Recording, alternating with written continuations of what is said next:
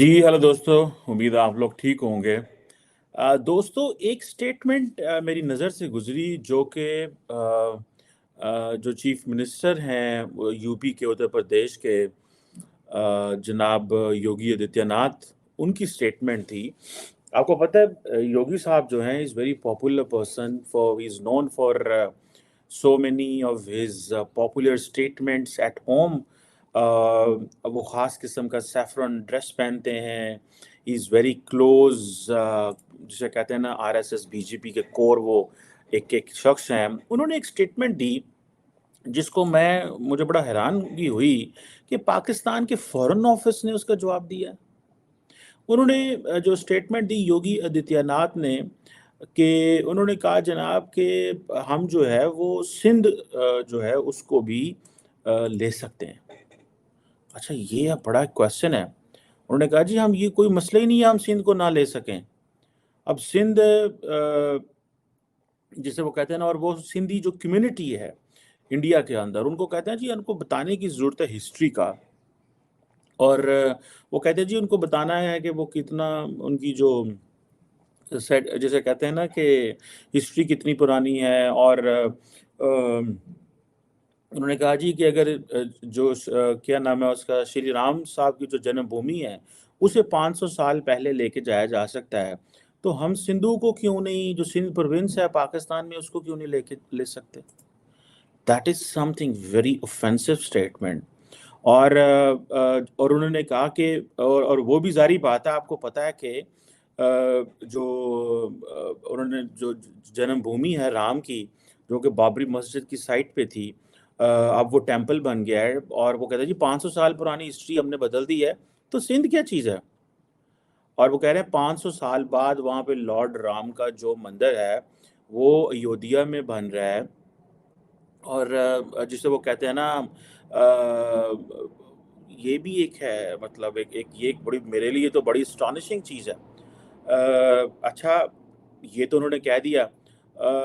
अब इसकी क्या कॉन्सिक्वेंसेस हैं, ये क्या स्टेटमेंट है। आपको पता है बाबरी मस्जिद जो है वो इस जगह पे थी जो अयोध्या में, वो 500 साल पुरानी एक तारीख है।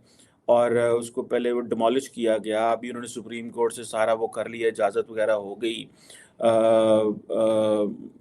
वो कहते हैं जी जो लॉर्ड राम है, जो कि वॉरियर गॉड है इनका, वो कहते हैं जी कि वो अयोध्या में पैदा हुए थे कुछ 7,000 साल पहले, और उसके ऊपर मस्जिद बना ली गई थी 16वीं सदी में। सो दिस इज़ व्हाट वो कह रहे हैं। अच्छा, ये चीज़ मुझे कई लोग कहते हैं वो जी जनाब, ज्यूज़ जो थे फ़लस्तीन में तो 3,500 साल पहले थे, ये मुसलमान तो अगले दिन आए हैं, सो हाउ कम, ये तो हमारी जगह, ये तो इतने हज़ार साल पहले हम थे।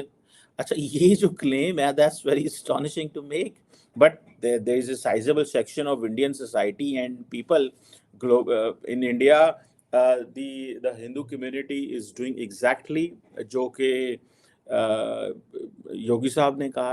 And at the same time ये जो चीज़ है पाकिस्तान में कहीं डिस्कस नहीं हुई कि इसकी क्या कॉन्सिक्वेंसेस हैं, ये क्यों बात की। आपको पता है इससे पहले जो क्या नाम है उनका, राजनाथ सिंह साहब, उन्होंने कहा कि हमें जो है वो जो पाकिस्तान वाला कश्मीर है लेने में मसला ही कोई नहीं है, वो तो कहते हैं वो तो हमारा है। और वो कहते हैं जनाब कि आप तो कश्मीर पे जुल्म कर रहे हैं, हम तो जुल्म ही नहीं कर रहे। अच्छा, अब ये एक नेशनल, एक ये इन्होंने 2000 ये जून में बात की थी राजनाथ सिंह साहब ने, और इंडिया की जो नेशनल सिक्योरिटी है वो ख़तरे में एंड ऑल दैट। और ये चीज़ें जो हैं ये मैं समझता हूँ। अच्छा, इसको छोड़ें।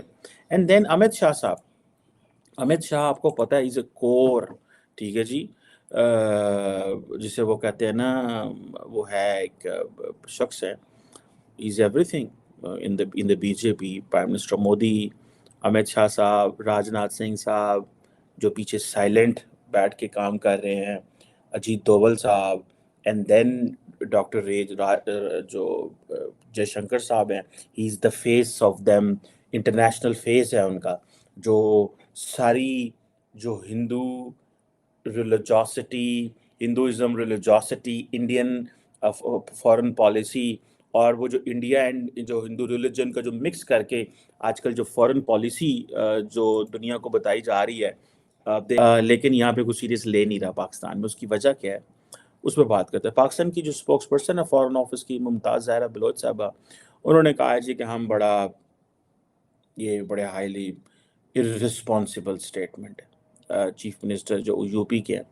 और ज़ाहिर बात है जो करंट डिस्पेंसेशन है वो जो उसके बड़े वो फॉलोअर हैं, लेकिन कोई ऐसी बात उन्होंने जो है ना फॉरेन ऑफिस ने नहीं की जिसमें वो कोई एक स्टैंडर्ड रिस्पॉन्स है। बट ठीक है यार, उसने कर दिया, चलो दे दो यार। ये वो जी job of a Pakistani politician to respond to it.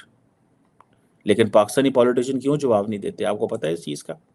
Pakistani politician इसलिए जवाब नहीं देते, वो कहते हैं साडा मसला ही नहीं है, तो फौज का मसला है यार, फौज जाने दे, इंडिया जाने, हम क्या। He wants to get back Sindh, Amit Shah wants to get back Kashmir, Rajnath Singh wants to get back Kashmir, और पाकिस्तानी पॉलिटिशियन खामोश।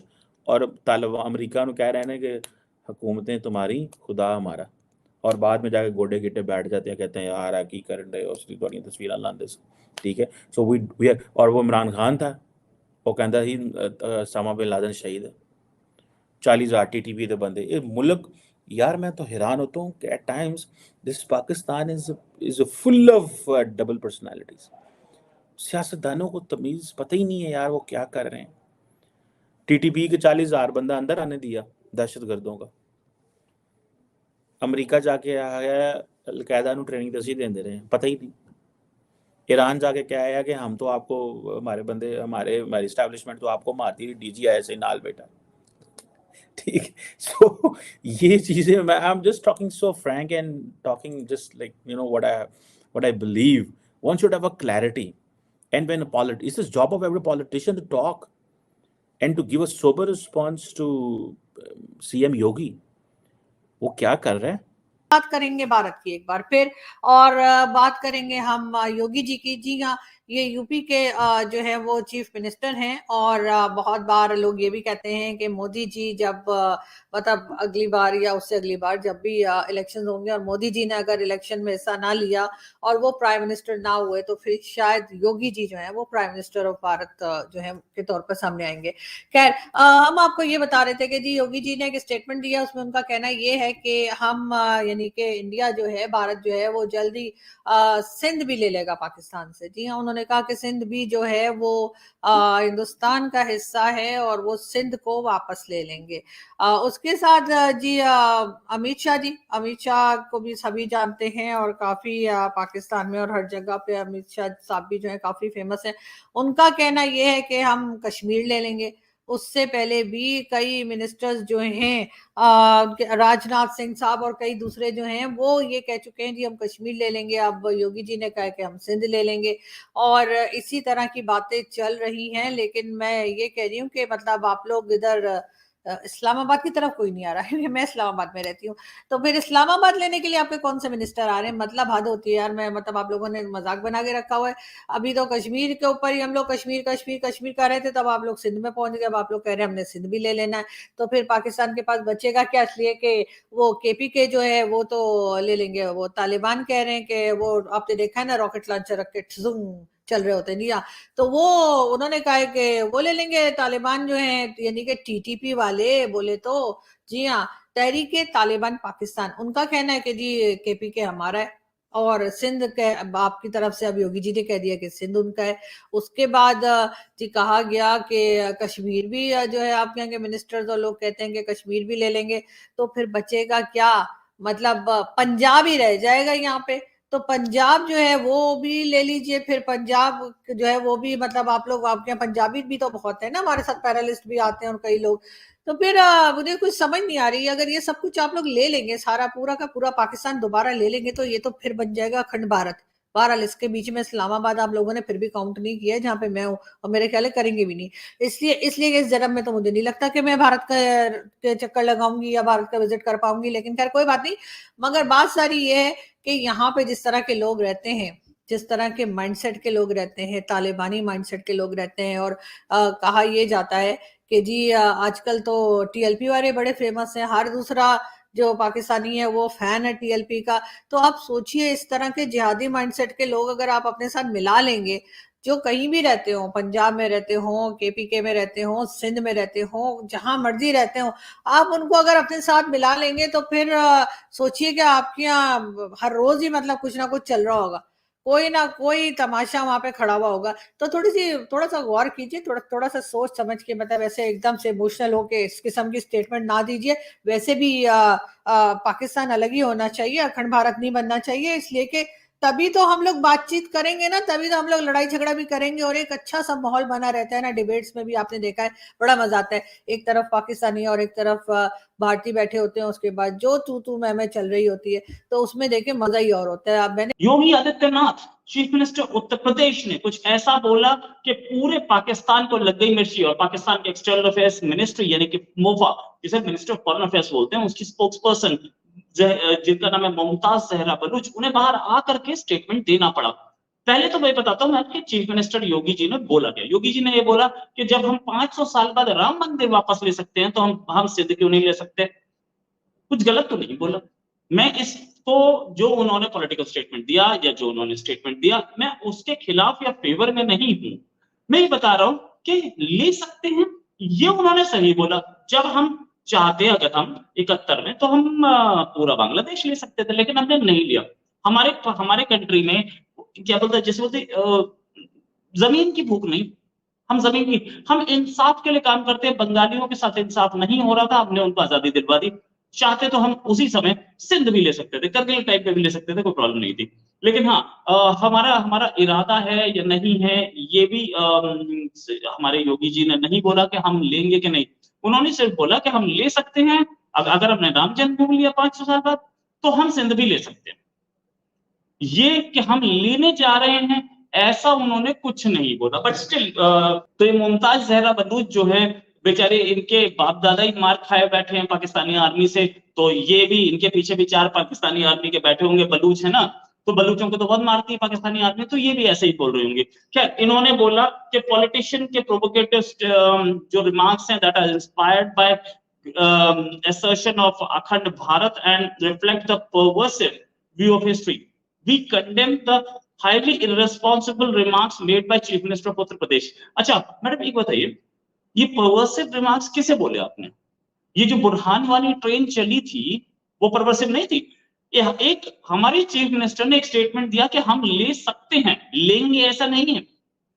उस पर आपको रिएक्ट करना पड़ गया। डरते हो ना आप योगी और मोदी से, इसलिए रिएक्ट करते हो। हालत खराब हो जाती है, कांपना शुरू हो जाते हो, इसलिए रिएक्ट करते हो। मैं बताता हूं आपको, कश्मीर में आतंकियों को फ्रीडम फाइटर बोलना, ये परवसिव नहीं था। जूनागढ़ को अपने मैप में दिखाया आपने, ये परवसिव नहीं था। आपने सपोर्ट किया जो यहाँ पे सरपंच जुदा वाले थे उनको, और उसके बाद पत्थरबाजी को आपने सपोर्ट किया, कश्मीर में हथियारों को आपने सपोर्ट किया, कश्मीर में आतंक को आपने सपोर्ट किया।